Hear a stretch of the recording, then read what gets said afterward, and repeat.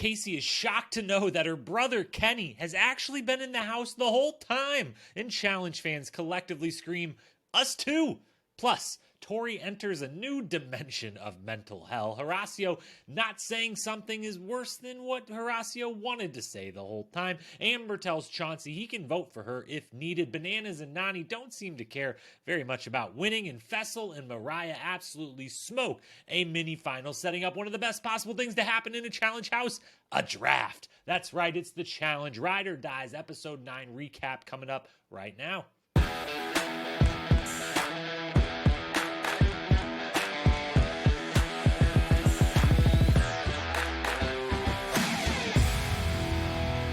What up, my fellow challenge lovers? Welcome to The Challenge Historian, where we dive deep into all things MTV's The Challenge, past, present, or future. If it's happening in the Challenge universe, then we are here to document it. I am your host and dedicated Challenge historian, Jacob Hollabaugh. Thank you so very, very much for being here with me tonight. It's Wednesday night. That means one thing. We're talking Ride or Dies. It does not mean we're talking the same Ride or Dies as every week, because we've hit that somehow only midway point of the ever-long challenge seasons where the format changes and everything changes, and now we feel like we're talking about a whole brand new show, more or less, but we're not. Ride or Dies, episode 9, that's what we're here to talk about tonight. Before we begin, a couple quick programming notes. Challenge Australia, we got the recaps up and running. Again, we did episodes 3 and 4 combined on Monday. We're doing episodes 5 and 6 combined on this Friday. Next week, we'll do 7 and 8 on Monday, 9 and 10, which we believe to be the finale,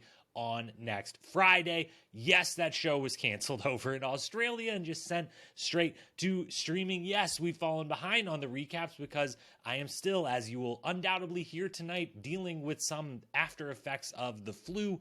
I don't know if it's bronchitis or what, but this cough is not going away. This throat desperately needs liquid on it at all times, and I'm not going to just sit here and take drinks all the way through every word of this podcast. So you may hear a little scratch. It may sound a little nasally. We may have to take some breaks to re-lubricate, but we're going to get through it just like we're going to get through the Challenge Australia, because while it was canceled, I'm really liking it so far. 4 episodes in, and pretty much the rest of it's available to watch now. So if you are trying to get caught up and binge the Challenge Australia right along with me, listen to the recaps. 1, thank you. You're wonderful. Appreciate you doing that. 2, check my Instagram stories tomorrow. That's Thursday. I will post, there's been a couple different Twitter accounts posting the full list of all of the links to all of the episodes. I will try to share those on my Instagram. As always, if you go over to Most Likely to Pod on Instagram, page has most of the links saved in a highlight. And again, if you just do your own little searching on Reddit, on Twitter, on Instagram, you're going to find those links. Watch Challenge Australia. No one seemed to do it over in Australia, but we in the States, or you too, if you are listening in Australia and you didn't actually watch, that would be very strange that you like the challenge enough to listen to a podcast from another country, but didn't watch the show. I bet you watched it. I bet you were one of the ones that watched the show, but not that many of you did. So it's canceled. Not here. We're still doing it. Then Survivor Saturdays with Paige over on the Most Likely to podcast feed. 2 weeks left of Survivor, counting the one that aired tonight. From the sounds of social media, it was an epic episode. I had to get off of there before anything was ruined for me. Can't wait to watch. Can't wait to talk about it with Paige. Those, as always, come out Saturday mornings. Next week, obviously, then, we just said Australia, Monday and Friday, finishing that season up. Ride or Dies will be back next Wednesday night. With that, let's dive in. A huge episode to talk about. The whole game shifts. Massive format change. We knew that was coming. What we didn't know was it was going to take up basically the entire episode, and we weren't going to see any eliminations, anyone go home. We should have known, should have just, that's how these things work now. They're super long seasons. I don't know how many episodes this is going to go, but at least 15, if not more. We might be in for a double agents 18 plus specials and reunions all told when said and done. But for tonight, it's episode 9. Let's dive in. We're scrapping the Cliff Notes recap. We've done away with the Cliff Notes recap. Will it ever come back? I don't know, but it's not here tonight. We're diving right into the storylines, the awards, the power rankings, the predictions. You know what we do. Let's get into it. Ride or Dies, episode 9. Here we go. Diving into the storylines of this episode, and look, Obviously, there is really only one massive thing to talk about, and that is the format change, the draft that took place, the new teams that have been created. We're going to talk about that at length. That is the bulk of what we're going to touch on in this segment, in this entire podcast. But before we do got to talk about a couple other things, because what comes with an episode where there's no elimination, no one going home, is one of the first episodes all season long where we get kind of a balanced view of checking in with everyone. Everyone gets confessionals this episode. Yes, even Kenny, even Kaycee. I mean, Kaycee gets 6 of them. She's damn near at the top of the list this episode. We get check-ins with every one of the teams, every one of the players, every one of the things that's going on. So there's obviously a lot to cover, but we're only going to hit the most pertinent and the most important so that we can quickly then get right into talking about the draft and the new teams and the new format. So first things first, let's just do a big check-in on good old Love. Love's in the Challenge House this season. Certainly has a lot of love and a lot of romance, at least a lot of romance. A lot of love, maybe, man, we'll see how any of these, if they are defined by love after the fact. But at least a lot of romance, a lot of hooking up, and a lot of messiness because of that, and we got to get caught up on a couple things. First one is literally the first moments of the episode. Olivia comes into the house and is immediately already accepting Nelson's hugs and kisses, and I can't believe I'm about to say this, but for once in my life, I agree with one Johnny Bananas on relationship advice, which is wild and not something I ever thought I would say, but make him work for that, dude. Like, what are you doing, Olivia? At least give him the cold shoulder for like a minute. Maybe like be like, hey, yo, I'm hungry after that elimination win that you forced me to do. Can you like go whatever food they brought us? Can you go bring me some? Can like I get a massage? I'm a little sore. Can like this, that, or the other? Like, come on, make this man earn it. Don't just let him throw you into an elimination, picking the guy who stabbed him in the back a couple seasons over you and not at least take advantage of that. Like, you know, come on. I don't know. She's a wonderful person. She's forgiving. So it is what it is. But Olivia and Nelson right back together. So that's great. Bananas and Moriah also together, very much getting close, getting tight. He and she are seen kissing very briefly as they speed away to a daily challenge. We see them later cuddling a little bit, talking some strategy, her really wanting him on her team, not just because he's good at this game, but also because she wants him on his team. But, we barely kind of see it. We've barely seen it throughout the season. It seems to have not just started happening, and that tells me that maybe it's not all that interesting. Maybe it's a little bit boring, which would actually be a good place to be in the Challenge House if you are going to be in a relationship. The boring ones, as far as, how those could go then outside of the Challenge House, is a good thing. See Kaycee and Nany. The more boring it is, the more better suited it is for actual real world life versus in the Challenge House life. Do I think Bananas and Moriah are the new Kaycee and Nany? Absolutely not. I don't think so at all. But at least, they've got that going for them, that they're a little boring, and that's actually a good thing. They get the best of everything in the Challenge House. Someone to cuddle with and no one to ruin their storylines or make their lives a living hell while they're being filmed. Then, the ones who are kind of starting to make their lives a living hell while being filmed. The real ones that we got to check in on. Jordan and Tori. Jordan and Nurys. Tori feeling a certain way. Jordan feeling a certain way. This whole mess that has unfolded. All season long, we've expected this to be one of the biggest storylines, not this specific, this relationship or Jordan and Nurys throwing a wrench in things, but we knew Jordan and Tori coming in. Once we knew they were both going to be on this season, obviously it's going to be a storyline. We've been kind of surprised how much of not of a storyline it's been up until this point. We've gotten little glimpses of Jordan and Tori getting close, still kind of rekindling some of those feelings, or at least being real good friends and able to put the past in the past and get through it in the house up to this episode. When we get those two, doing a little wrestle flirt combo. And we've got to say, who knows when this footage is from? This is one of the things I always want to remember when thinking about this show in any way, but especially certain storylines and when they wrap multiple people in kind of different storylines that are intertwined, like a love triangle situation. You got to remember that what we're seeing isn't actually necessarily happening in the exact order we're seeing it, probably isn't happening as close to we're seeing it. That footage of the two of them wrestling and everything Is that the same day that we're led to believe the same day that then him and Nurys hook up that night? Still a same shit situation for a lot of the folks involved, mainly Tori, but just gotta put that disclaimer out there. No matter what, things happen close together or not, but Tori and Jordan wrestle, flirting, is what it is. It's a continuation of what we've seen so far this season, that they're at least able to put the things aside. They still got love for each other. There's still a really good side to when they're two of them together, and they've been leaning into that a little bit. But now we got Nurys in the mix, and Jordan and Nurys getting close. Nurys seems to care about Tori's feelings, so that's appreciated, but only cares, so much, and she isn't doing anything wrong at all. Like, the two of them aren't together. They haven't been together for plenty long enough to this, this is no sort of like, you're wrecking a relationship here type of situation, anything of the sort. Would I want to be involved with someone who I know, yes, it might have been a year and a half or whatever it's been, but you haven't seen each other and you met and got engaged on this show that now we're on, and it's the first time you're seeing each other, and this is going to turn into a mess if you're her.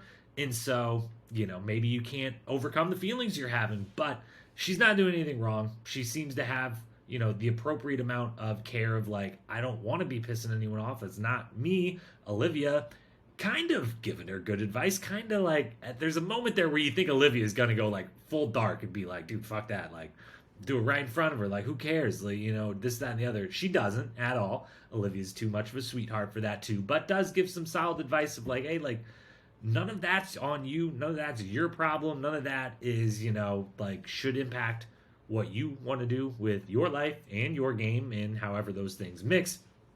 Jordan, for his part, seems genuine in his feelings for Nurys, but also kind of seems genuine that he wants to get back at Tori a little bit, and maybe like not in the way like he's specifically like, I want to hook up with someone else in front of Tori because I'm mad about how she more kind of she didn't hook up on screen with anyone, but flirted at multiple times with people on the seasons after, and he feels a certain way about that, fair or not. Kind of somewhat unfair, but also somewhat fair. We don't know the exact story, but we know Tori also thinks not her best moment. Some mistakes were made, as we've heard, some of them still walking around this house, as she has said, but he definitely feels like a guy who didn't get all of his feelings out before, and this is giving him the opportunity to do that. So while I think his feelings for Nurys are genuine, I do think also more genuine than anything else is when the two of them have that conversation, when the blow up happens and they both kind of let out some things that, whether they've said it before or not, they need to say again. They feel the need to get all of that out, and it's tough to watch. I mean, I struggle as someone who really loves both of them as, characters and people on this show and in the challenge world. Really, really love both of them. If you've listened to this podcast for long, big fan of both, separately, together, pretty much at all times of their time on the challenge. So this one was tough to watch. This has to legitimately suck, like so unbelievably hard. I thought everything up to this moment would suck if you're Tori, especially in this situation, and it would also suck for Jordan, and things in the past would really suck for Jordan, having him previously not wanting to come on the show when the two of them would be there together, and kind of seeding that like, yeah, Tori's getting invited, so I'm going to stay back. He obviously changed that tune this season because he wants to be on this. Of course he does. Who wouldn't? Who, especially when you're this good at it and had this much fun in the past on it and everything else. So this is hard to watch. It has to suck for both. Really has to suck for Tori. She is just riding through it this season, and it is a testament to the work she continues to say, like, I've done so much work on herself. It shows, because she's handling this better than I could imagine almost anyone else being capable of doing. It's really a lot, and yeah, very hard to watch. Let's move on from all the love or lack thereof in the house to the daily challenge. That'll set us up on the main topic that we're really looking to discuss here. Let's talk about the daily challenge. This one deserves to be called a mini final. Sometimes when they do the whole mini final thing, it's not actually, doesn't feel like that. This one absolutely feels like that. 6 miles carrying a shit ton of weight the whole time. That is, plus, a couple other physical things being asked of them. That is legitimately hard. That is legitimately long. True endurance test. True mini final. Obviously, they stop short of throwing some eating, throwing some water, throwing any real puzzles in there, but that's why it's a mini final. It would be really dumb and really boring if the challenge turned into actual mini finals, all the same stages of a final, multiple times during a season and daily challenges. So I like this. They could speed it up a little bit. I mean, there's some good things that we get to see out of this. They could speed it up though. They could spend even more time on the other parts. That's a common criticism of any daily challenge, almost every daily challenge of the last many seasons running now, but especially this one when it turns into just a lot of people running, we could see more, but we're getting a lot of dynamics from the teams out of it, so that's really good, except then some of those team dynamics and partner dynamics don't really matter anymore by the end of the episode, but that's neither here nor there. It's mostly a good daily challenge, and it is a legitimately deserving titled mini final. Faysal and Moriah, they absolutely crush it. And if pairs were staying together, this would officially have been your pair to beat. They would have been at the top of the power rankings at the end of this podcast, which now are going to go straight male and straight female list instead of pairs, obviously, because there's no pairs left and power ranking 2 teams, a little boring. So we're going to do it individually at the end. But if this would have been still in pairs, Faysal and Moriah would have moved up to number 1 for sure. They've got the endurance, they've got the strength, they've got the smarts, which everyone, is surprised by. But again, Faysal has never been dumb. He's never, everyone, I guess, thinks of him as this dumb jock or whatever. And no, he's very messy with his relationships and hookups, but he's also a great athlete and very smart. And Moriah is proving to be both of those things as well. And just because you think he's messy and you don't really like him, everyone seems to think he's kind of dumb, and he's not. So they prove they've got everything needed. They're the team to beat. And too bad for them that they're not staying together, because they definitely would have been the team to beat in my eyes moving forward the rest of this game, but that's not going to happen. Other performances. Mainly want to talk about Bananas and Nany, who make a mockery of things, and it's kind of starting to look bad for the show. It was funny the first time or two, Nany getting pissed at Bananas for not taking it serious. We find out from him off of the show, on his podcast and social media, they're hey, we and many people are not trying to win these daily challenges. It's not advantageous to do so. That makes sense strategy-wise, and I don't blame him for doing that. But this one, it gets to be mockery levels of the game in the show that you're still on. Part of me is laughing and loving it. Part of me thinks it's hilarious when he's pulling her at the very end and she, yelling which way to the zone and this, that, and the other. Part of me is insulted by it though, and it's hard to reconcile those two things together. If there's even a part of me that's insulted by it, that's going to win out over the part that thinks it's kind of funny and entertaining. And it also makes me feel like I want to give in to some of the conspiracy theories about production helping them, and maybe the fact they've pulled the safe dagger a couple times and things like that, that those fans who want to run with, they set all this up, they rig everything for certain people, this, that, or the other, which I think are just patently wrong 100% of the time across the board forever in the history of the show. But I'm more sympathetic to those people and those types of comments when it's shit like this, where it's yeah, how is this team not only still here, but no one's targeting them? How have they not been in an elimination? How do they get to just fuck off this much and just not care this much during the daily challenges, and it does not matter?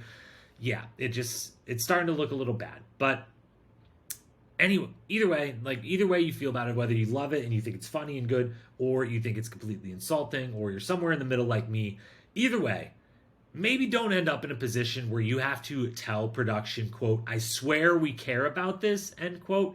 That's not a place you want to be in. Nany ends that when, Bananas is out there being oh, which way to the zone? Nany has to give the I swear we care about this to the entire production staff. And I think that's not a place that you want to be. Everyone else does about as expected in this challenge. I thought Devin and Tori would do a little bit better, which is to say I thought they would win. And really is just giving more credit to Faysal and Moriah, because Devin and Tori do great. They kind of come in second, or don't kind of, they do come in second. They're the furthest along behind everyone else when they all get to stop. Amber and Chauncey, I'm getting a little worried about Chauncey now. We're still not seeing a whole lot from my guy. I wanted to love them coming in. I thought they were going to be awesome. I thought he was this crazy athlete, and so far I'm not seeing anything great. Olivia and Horacio, that little blow up, I get it, dude.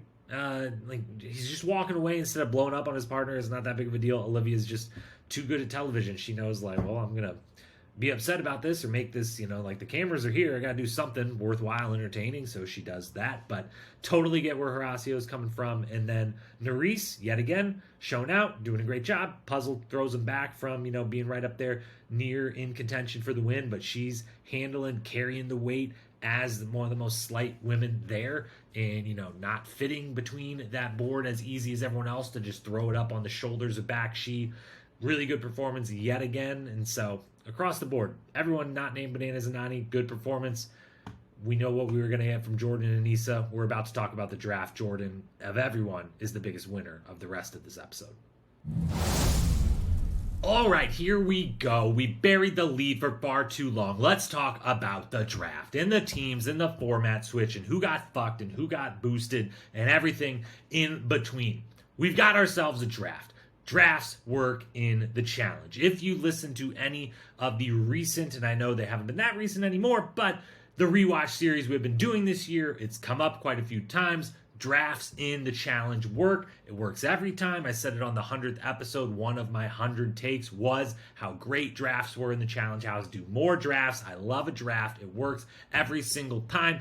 And I think it works here in a real way. Obviously, storied history with drafts in the challenge. We got Fresh Meat 1 and 2. We got Cutthroat. We got War of the Worlds 1. Plus some other smaller ones within there.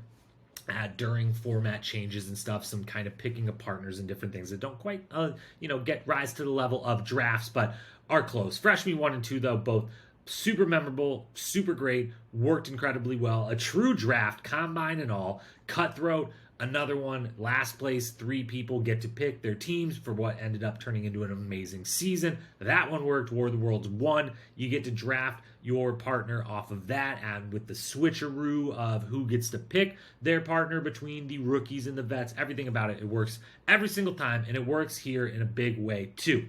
Now, with that being said, I love that it happened in this episode. I love a draft. I think it was good. I enjoyed the last 45 minutes of this episode where we're just thinking about who are these teams going to be, who's going to pick who, how's it going to shake out. But I also really want to stand by my, long-held beliefs that one format would have been better. Why do we got to do the format changes? So I'm torn again. I'm torn on so many things in this episode. But why do we got to do the format changes? Why does it have to be this way? Why can't it just be it's a partner season from start to end? There can be, let the mercenaries you bring in be the twist. Let the fact that we started the season and added teams as we took them away for the longest time. Let that be the twist. We don't have to have even more. We don't have to. It's just... The twist should just be, hey, there's not that many teams left. Only 3, go now. And so 2 of the 3 are going into elimination. And only 1 is going to be safe from the draw. Whatever. That makes sense. That's easier. And it's not changing anything other than just there's smaller numbers. So there's less picks to be made. That's easy. Let's just stick with one format all the way through. That's what I want. I know so many fans out there just want that too. Let TJ walk out episode 1, say, here's the format. It ain't changing. And let it be what it is. Because... this is exciting. It makes for a fun episode. I love a draft in a challenge house, but it also drags the season out. It makes it another episode longer because we're not eliminating anyone. And your goal this whole time has been to make us care about these pairs, make us think about these ride or dies and how they interact with each other, this, that, and the other. You want us to get invested in them just to rip it away and throw us into teams. And I'm very torn over that because... yes, they at least picked the best possible version of how this was going to happen and doing the draft setting and not just having TJ pick it or not having the results of the daily challenge be the exact results you end up on the team. But I also want to stick to my guns that I want one format the whole way through. But we don't get one format the whole way through. We get a draft. Let's talk about it here. Faysal and Moriah, they got to make the picks. They get their strategy session together in deliberation, which I thought in the moment that they were doing it, like I went into that and I was like, what are they even doing here? They said he were going to draft or make the picks at the zone. And then they go into that room and I'm like, wait, is this like the official shit? Like if this, when they leave this room, do they got to like have it picked out and that's what it's going to be? How, I wonder. I bet one of them will maybe say, maybe on social media after the fact now, what they kind of came to an agreement on in that room, if how close things actually looked to that when they actually then drafted the teams later. I don't know. I bet it was pretty close together. But let's go through this draft. Let's go through pick by pick. I've got a couple questions near the end, mostly for production and the rules. But starting with the first two picks. First two picks are spot on. There's no other way this was going to go. They're both exactly correct for all the exact correct reasons. Faysal takes Kaycee. She's the best female player there. She's your number one, so you've got alliance building within your team, which they both are kind of in agreement here. It seems like everyone's in agreement. You want your alliance within your team as much as you want some people on the other team. They don't know who's going to pick what yet, but it seems like everyone's on the same assumption. So you got to assume one way or the other. I'm going with I want my team to have my back. So she's the best female player. She's his number one and now on his team. So they're building their own alliance within their team. And Kenny is the worst guy there and is now going to the other team. Those are all wins. Obviously, Kaycee should be the number one pick by Faysal. Same with Jordan. Jordan's the best male there. He is a free agent vote from an alliance standpoint. He's not necessarily tethered to anyone now that he's not tied to Anissa, which ties him to Tori. He's kind of a free agent, really, out there in the game at this point. And it sends Anissa to the other team, which you don't want her on yours, so you want to send her to the other. So Kaycee and Jordan make absolute perfect sense. Absolutely, that's how it should go. Then I've got questions about the rules after that, though, because in order, if we just go Faysal's picks, let's just look at it from Faysal's side of things here to make it easy and only say one side. He picks a female. He's then given a female out because of Moriah's pick. So given female meaning Moriah made a pick, that ride or die comes to Faysal's team. So first pick, Faysal picks a female. He's then given a female. Then he picks a male. Then he's given a male, and then he gets to pick a male again before being given two females to end things and get it to 4-4 on both teams. So at the point where he picks a female, he's given a female, he picks a male, he's given a male, should he not then be picking a female in the spot that he gets to pick Nelson? He gets to double up and get to his fourth male on his team while there's only two on the other side, and then just be given the final two women that are standing there. I mean, he picks Tori, but like they make it seem like, does he get to pick between Tori and Devin and just go, if he wanted to have gone 5 guys, 3 girls, he could have? I don't think so. He is given Tori at the end, as well as given the last pick before that, which I don't have the exact order in front of me right now, so I don't know what it is. But he gets to pick Nelson in that spot. It doesn't seem like he should be getting to pick Nelson. It seems like in that moment he should have had to either pick Nurys, Olivia, or Tori, one of the women left, and then leave it up to chance how that would end up. So yet again, as always in the challenge, what are the rules? Who's making them? Who's following them? What's going on? Because the order they get to pick in doesn't seem to make sense at all to me, because Nelson is also the pick the first time TJ says, Faysal, now you can pick someone versus pick a woman or pick a man for your team. So I don't know, but that's where things really devolve. Everything else up until that point makes sense from both sides, and that's really the only time that I'm like, yeah, this isn't good here for anyone. Because again, Kaycee's the right pick, Jordan's the right pick. Faysal then goes with Bananas, which is the smart pick at the end of the day. Pick Bananas over Nelson, and because you've already got Kaycee with you, you know you're kind of going to be running things on your team from an alliance standpoint, so it's okay to have Bananas there, even if you don't want to necessarily work with them alliance-wise. Moriah picks Amber. That's the other one where I'm like, Tori's right there, because that doesn't change anything other than it. You know, at the end, her picking Amber over Tori means that she ends up with Amber and Devin versus Chauncey and Tori.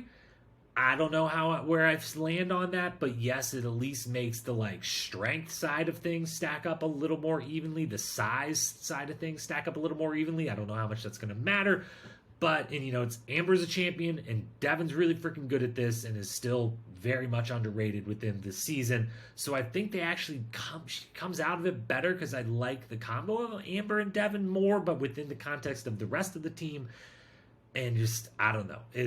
I've been trying to put some respect on Amber's name all season because no one else wants to. Everyone in the house wants to forget that she is a challenge champion and a deserved challenge champion. But I still ride with probably Tori in that spot. Faysal then takes Nelson again. Feels like he shouldn't be allowed to take Nelson there, but he does. Moriah then takes Horacio, which is, it's Horacio or Devin. And I get this pick because I want Devin over Horacio, but I want Olivia to go to the other team over Tori, but Tori ends up there anyways, so it doesn't ultimately matter, so pick Devin. But then you're probably ended up with Horacio and Devin because all the guys are picked, and so none of it matters. Once they let Faysal pick Nelson, the rest of it is just decided because of how they have to get to 4-4 on both teams. So I don't know. It's a bit of a mess, but it is still a fun mess, and I still have a great time with it. But now let's talk about the teams that we are left with, because one team is Faysal, Kaycee, Anissa, Bananas, Chauncey, Nelson, Olivia, and Tori. The other team, Moriah, Kenny, Jordan, Nany, Amber, Nurys, Horacio, Devin. Now, Faysal's squad is about to dominate. They say that right away. They frame it that way. They have Devin talk about it, but it's also just true.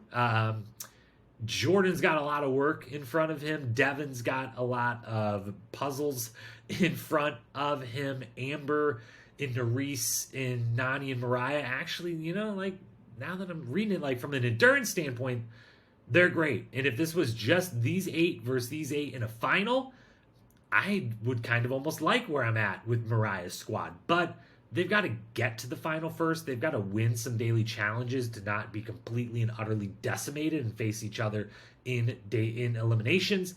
And if I'm looking to win daily challenges, I want Faysal. I want Kaycee. I want Bananas. I want Tori. I want Nelson, weirdly now, this season. And I'm not as concerned about Anissa until that final because, yes, some of them, like this daily challenge in this episode, she's going to drag you down in a big, big way. But most of the ones, she's going to be an absolute great team member to have. The experience comes in clutch, all of that. Plus, it's nice to have the one kind of obvious person to throw into elimination if you end up there.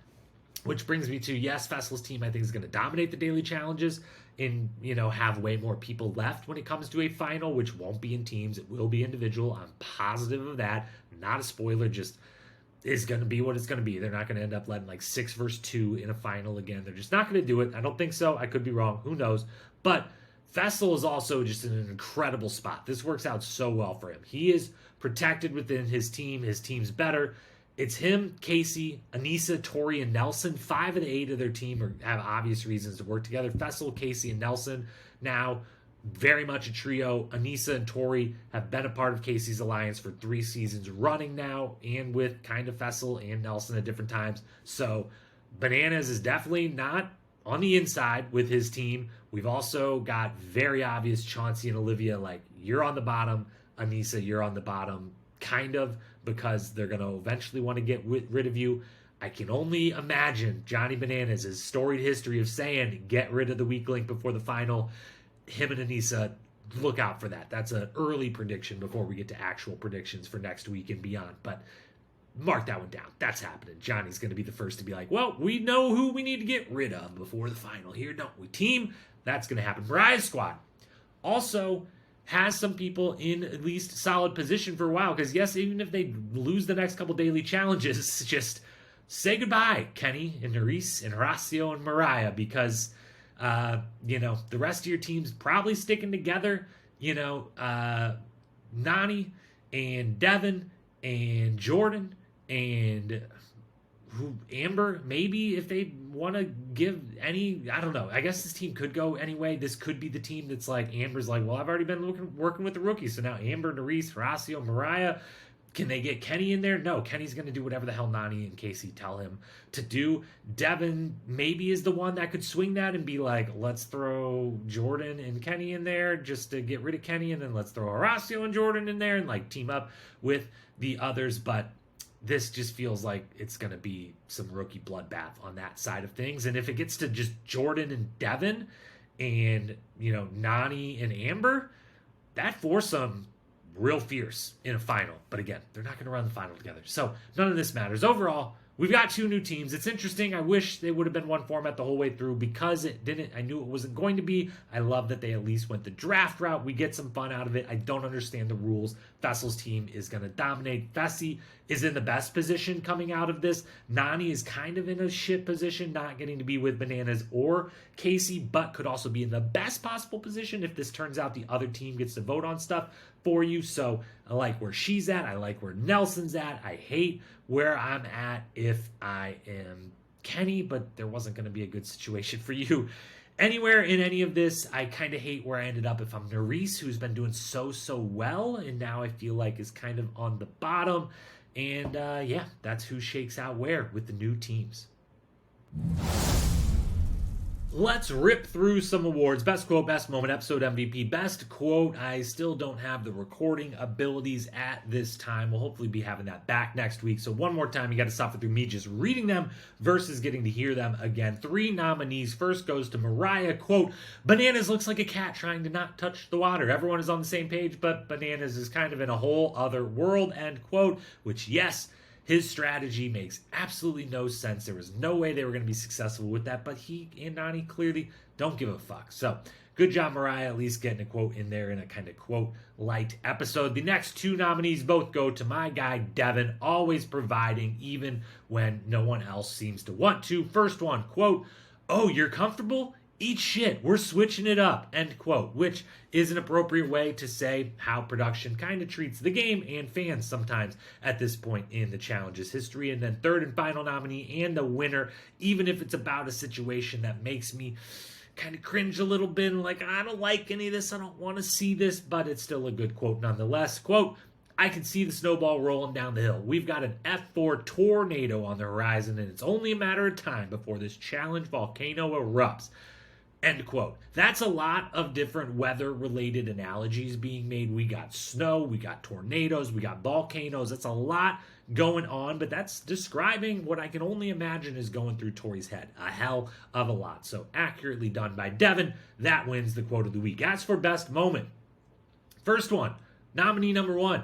Kaycee, remembering that her brother was there. What an incredible thing for her to say in the confessional. She knows what she's doing. She can be really good at this. I know she can. She just chooses not to be because she knows she'll get invited back because she's dating Nany and she's fucking winning everything. So, you're going to have her back. But that personality's there, and she can be funny. She can be good.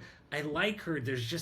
It's almost never there. It's never put on display, but then we get this moment, very self-aware. I forget that my brother's even here.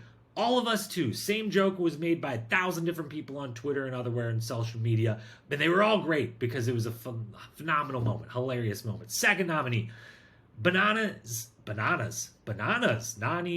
Nanny, Banani, whatever, Bananas and Nany, ending up in last place, and both the moment, there's 2 different ones here. There's nominee number 2, which is Bananas and Nany, when Bananas is just sitting down and Nany is just laughing about it, and he's just chilling or whatever. And then nominee number 3 is not only just them, but everyone who loses. The kind of trio of moments we get, Bananas and Nany just not giving a fuck, apologizing to production for how much they don't care. Tori and Devin both being like, wait, did we lose? No, we didn't lose. Yeah, we lost. Okay, whatever. Like, the whole moment between them is very fun. Devin is just so good at this, as always. And then Horacio and Olivia's little moment, being upset at each other, Horacio walking off, Olivia just playing the hell out of it. All of that moment wrapped into one is great, but the fourth and final nominee and the winner of the whole thing, obviously, with respect to Kaycee and Kenny, who I appreciate her for showing up, the draft. Man, come on. It's draft. Draft's good. Even if we would prefer it to have stuck to the one format the whole way through. It's still a draft in the challenge house. It's amazing. I love it. It's fun. It's interesting. It's the moment of the episode. And then for the episode MVP, Honorable mention goes to Moriah, Jordan, Tori, and Devin. Moriah, obviously very prevalent in this episode. Amazing job in the Daily Challenge. Got to be on this list. Jordan, obviously doing a lot this episode. Him and Tori, him and Nurys, him in the Daily Challenges, just constantly being in far, far last place, but still yelling at people he's going to catch him and beat him, which is fun. It's a good time. He doesn't get super pissed at his partner. He yet again gets through the Aneesa experience. He's at the end. He's done with the Aneesa as a partner experience. He did it. He got to the through.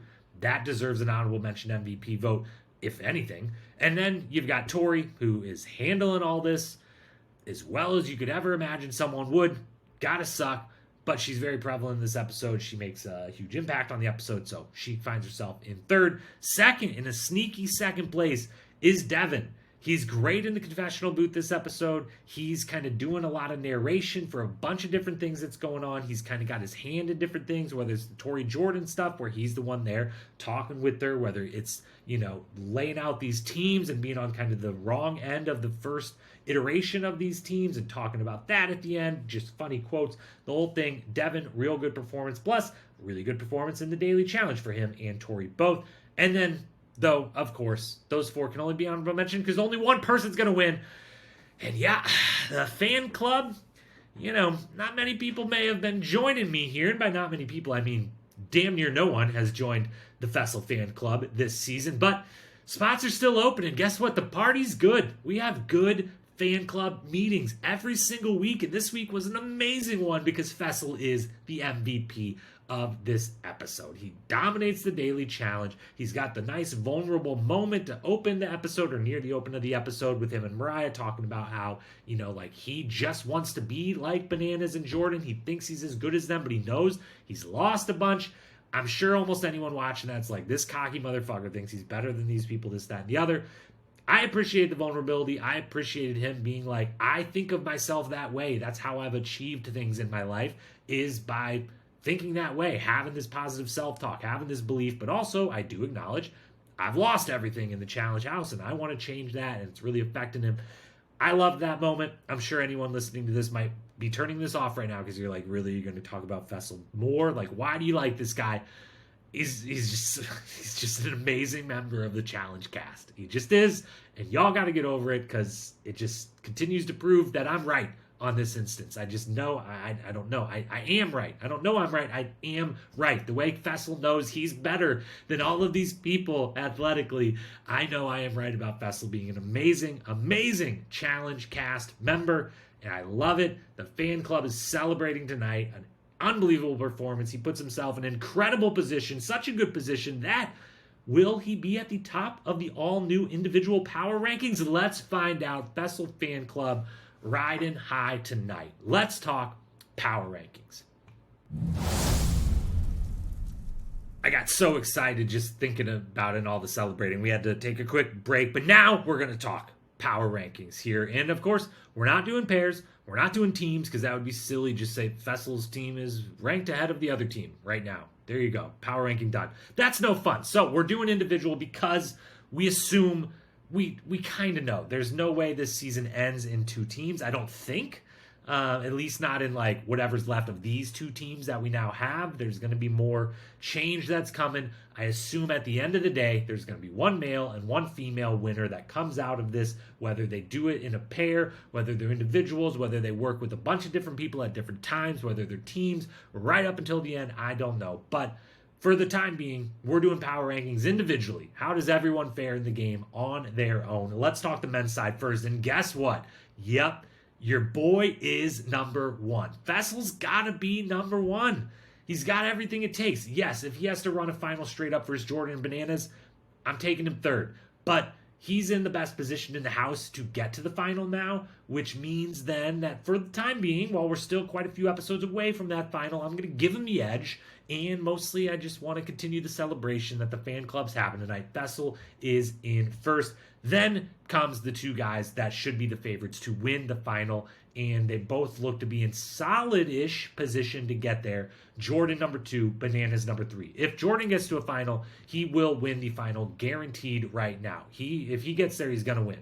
Hands down, barring any chicanery where they, reset everything and none of it matters except for the last puzzle or something. But the endurance shape he's in at this point, if he gets to do it on his own in any sort of capacity, he's going to smoke the field. He's in second. Bananas is in third.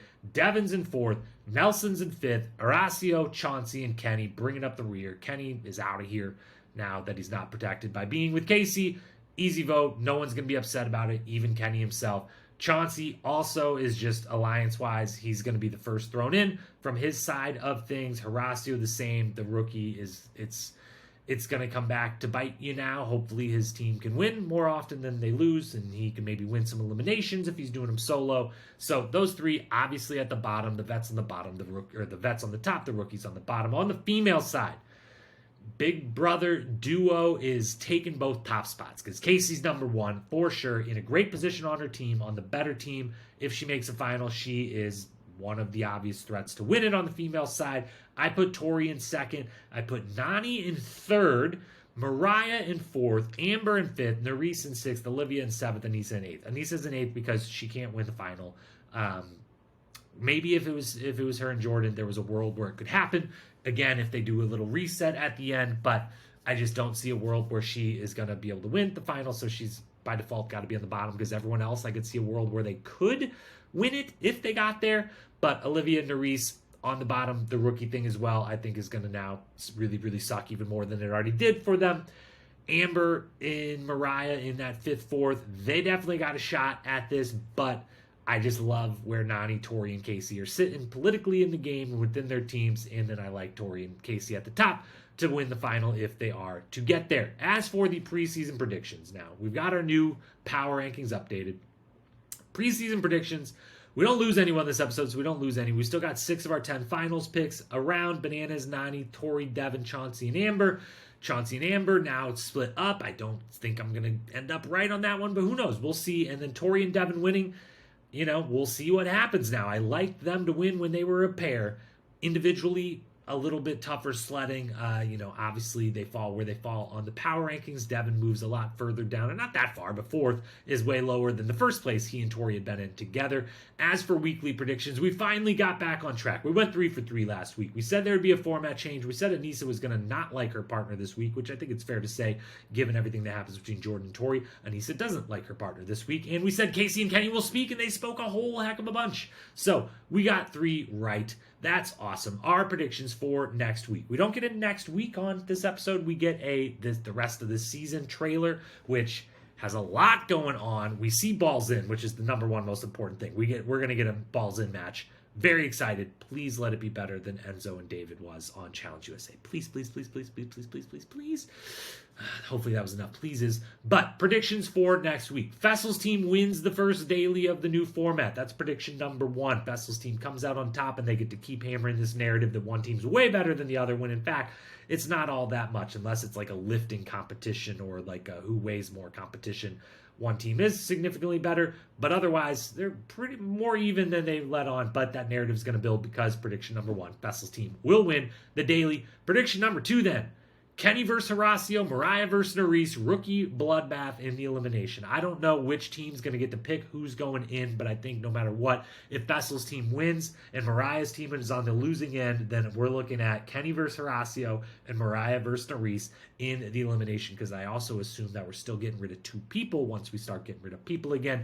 Third and final prediction then, Devin will be the first person to scheme with the other team. He'll be the first one to cross the barrier, cross the boundaries, and make sure that he's still got friends over there on the other team, and that if things turn into a we vote for the other team sort of situation, he's in a very good spot. So that's your predictions, that's your teams, that's your super long podcast about an episode that was really good, really fun, changed up the game, a lot to cover. We've covered it all. So with that, thank you as always for being here, for listening, for being a loyal, wonderful supporters. I love each and every one of you. Hit me up on Instagram at Challenge Historian. DMs are always open. If you want to talk challenge, hit the follow, subscribe button wherever you may be listening to this podcast so you don't miss an episode. And then, of course, check out Challenge Australia. We'll be back on Friday. We're hitting episode 5 and 6. We're doing 7, 8 next Monday, 9 and 10 next Friday. The rest of the season coming in quick succession on this podcast feed. So go out there, find those links. They're very easy to find out on Reddit, on Twitter, anywhere else on the internet. Very easy to find at this point. Watch them, binge them, love it, I think it's really good. I think it's going to, hopefully, it's in a little lull here, episode 3 and 4. I think it's going to pick back up and listen to those recaps as they come out. Otherwise, I will talk to you next week. If you're not watching Challenge Australia, but if you're listening to Survivor Saturdays with Paige, it's supposed to be an epic episode. I'm about to hit play. It's going to be a good time. So until we talk again, peace.